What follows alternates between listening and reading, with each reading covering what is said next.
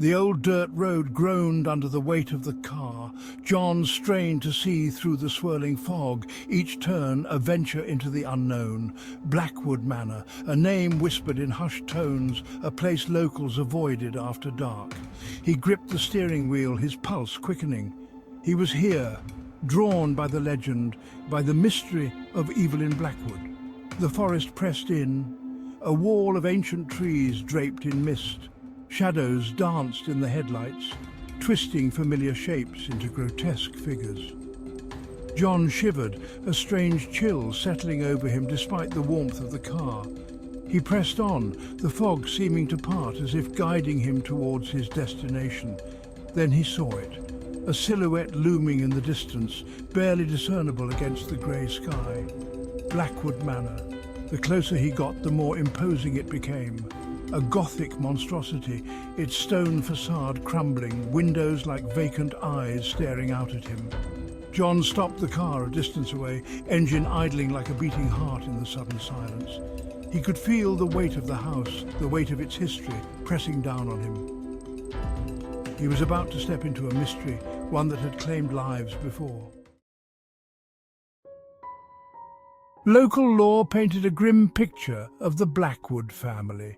Wealthy, reclusive, touched by madness, each generation seemingly cursed with misfortune, their lives ending tragically within the walls of the manor.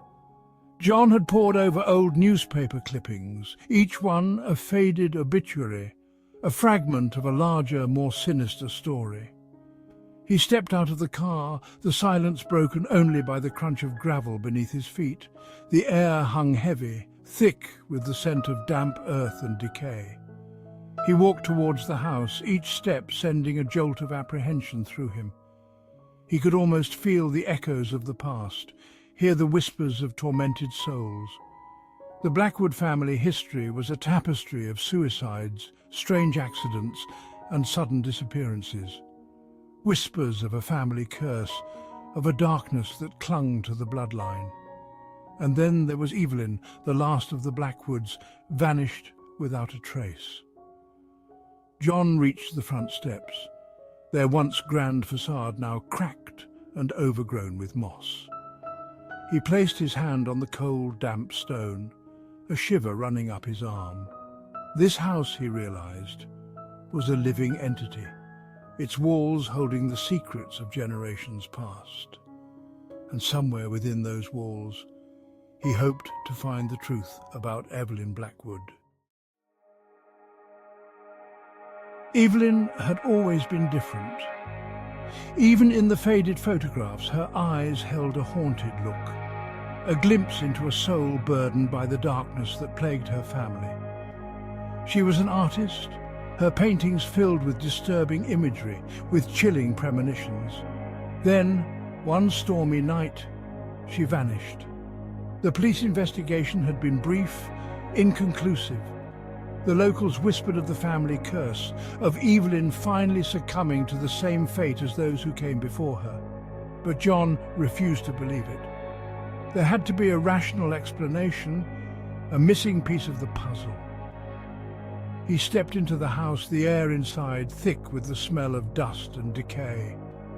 Cobwebs hung from every corner, the only evidence of life in this tomb of a home. The silence was deafening, broken only by the creaking of the floorboards beneath his feet.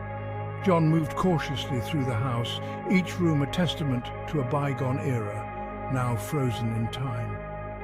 He found Evelyn's studio on the top floor, her easel standing in the center of the room, a canvas covered with a dust sheet.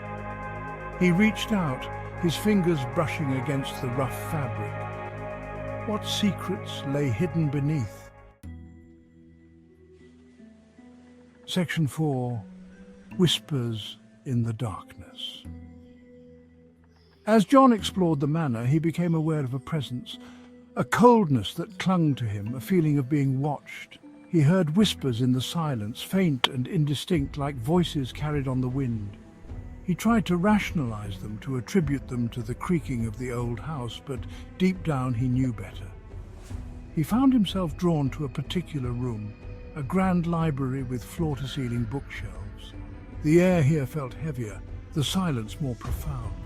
He ran his fingers along the spines of the leather-bound volumes, their titles barely visible in the dim light filtering through the dusty windows. Suddenly, he felt a cold touch on the back of his neck. He spun around, heart pounding, but found himself alone. He was surrounded by books, by the words of the dead, and yet he felt an undeniable presence, a sense of someone or something standing just beyond his sight. John took a deep breath, forcing himself to remain calm. He was letting his imagination run wild, he told himself. There was no one here but him and the ghosts of the Blackwood family. But even as he thought it, he couldn't shake the feeling that he was not alone. Section 5. The Portrait's Gaze. In the grand ballroom, a massive portrait of Evelyn Blackwood hung above the fireplace. Her eyes seemed to follow John as he moved, a haunting intensity in their depths. He felt a chill run down his spine, as if the portrait itself held a fragment of her soul. The painting depicted her as a young woman, her beauty undeniable, despite the melancholic cast to her features. She wore a flowing white gown, her dark hair cascading down her back. But it was her eyes that held John captive, their gaze piercing the veil of time, seeming to look directly into his soul. He swore he saw a flicker of movement in the canvas, a subtle shift in her expression. He stepped closer, drawn to the portrait as if by an unseen force. The air around him grew colder, the silence pressing in on him like a physical weight. John reached out, his fingers hovering just inches from the painted surface. He could feel a strange energy emanating from the portrait, a palpable aura of sadness and longing. It was as if Evelyn herself was reaching out from beyond the grave, desperate to tell her story. Section 6. Trapped? As John delved deeper into the secrets of Blackwood Manor, he felt a growing sense of unease. The house seemed to close in around him, its presence becoming more oppressive with each passing moment. He had walked into a web of mystery, and now he feared he might never escape. He tried to retrace his steps to find his way back to the front door, but the layout of the house seemed to shift around him. Corridors led to dead ends, staircases spiraled endlessly upwards. He was lost, trapped in a labyrinth of his own making. The whispers grew louder, the cold touches more insistent. He caught glimpses of shadowy figures lurking at the edge of his vision, felt the brush of icy fingers against his skin. Fear gnawed at his sanity, whispering doubts into his mind. Was he losing his grip on reality, succumbing to the same madness that had claimed the Blackwoods? John stumbled through the darkened hallways, his heart pounding in his chest. He had to escape, had to break free from the grip of Blackwood Manor. But as he rounded a corner, he came face to face with his own reflection in a dusty mirror. And the face staring back at him was no longer his own.